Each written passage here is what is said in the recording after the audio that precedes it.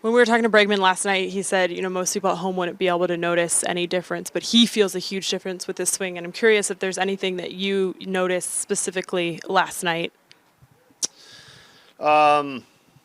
He used a different bat. That's what I noticed. But the swing wise, like I think it's always when these guys talk about like most of the time when they talk about like they're doing something different, it's not really visible to the eye.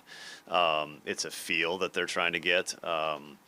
So it shouldn't necessarily be visible unless you really like slow it down and know what they're trying to change. So I think the important thing is more than that for me is just having a good night and the confidence that brings and the kind of reassurance that brings.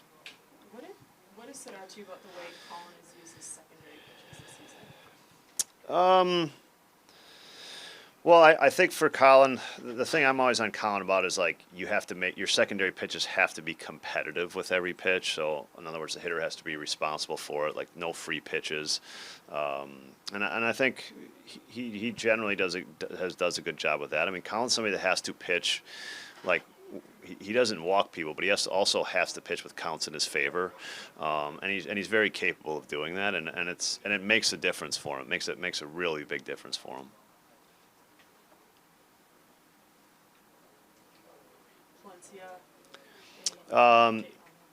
No, other than he. I mean, it's still early in Phoenix, so he is scheduled to throw today, and I'm sure he did. Yeah.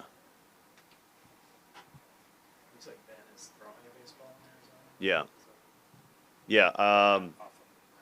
No, he's throwing symptom free, doing well. So it's just building up, kind of throwing volume from right now.